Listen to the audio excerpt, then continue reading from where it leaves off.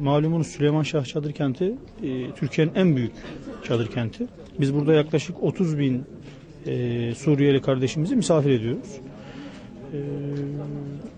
Tabii savaş psikolojisi çok farklı. Bu kardeşlerimiz savaştan çıktılar. Fakat hayat da belli bir noktada devam ediyor. Biz istiyoruz ki özellikle kadın kardeşlerimiz hem boş vakitlerini değerlendirsin hem de kendilerine bir katkı olsun. Çoluk çocuklarının ihtiyaçlarını bir nevi karşılasınlar. Bizden böyle bir talepleri oldu.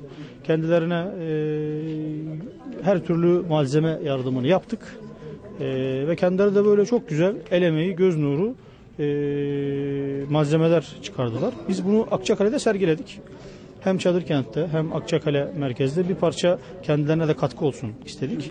Akçakale'de ciddi bir rağbet görünce bunu tabii ilden de dostlarımız, arkadaşlarımız duydu.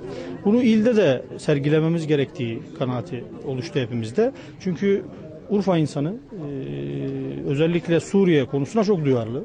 Herkes elinden geldiğince yardım etmek istiyor. Hem buna da vesile olacağı kanaatiyle böyle bir sergi açtık. Gördüğünüz gibi çok güzel ürünler var.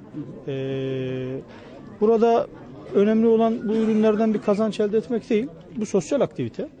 Burada Suriyeli kardeşlerimizle Urfalı hemşerilerimizin buluşmaları. Bunu hedefliyoruz. İnşallah da güzel bir 3-4 gün geçireceğiz. Yani biz özellikle bir şablon çizmedik. Kendileri ne üretmek isterseler ama kendileri açsınlar.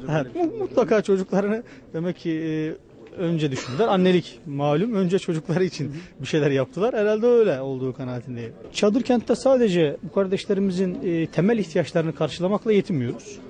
Biz istiyoruz ki bu kardeşlerimizin aynı zamanda sosyal sıkıntılarını da giderebilelim.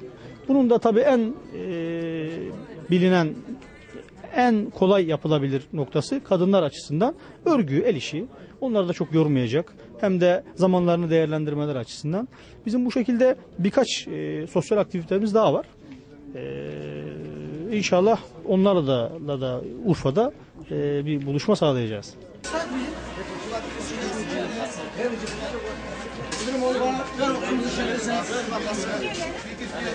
نحن السوريون قمنا في مخيم سليمان شاه في تل أبيض بإشراف إدارة المخيم والهيئة السورية بإقامة مشروع للنسيج حياكة الصوف، حيث قامت إدارة المخيم والهيئة السورية بالإشراف على هذا المشروع لمدة 3 أشهر، حيث قمنا بتوزيع مادة الصوف على نساء المخيم اللواتي يجدن النسج والحياكة الملابس من مادة الصوف، وقمنا بالإشراف على هذا المشروع لمدة 3 أشهر.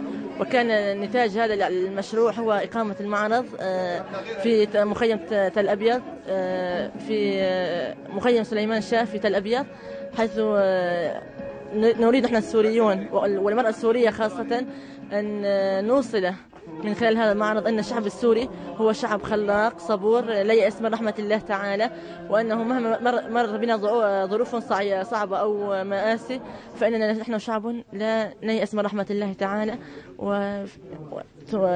ونود أن نشكر إدارة المخيم والهيئة السورية وكل من قام بالإشراف على هذا المشروع، حيث كان المشروع هو لقى صدى واسعا في تركيا وفي الداخل السوري.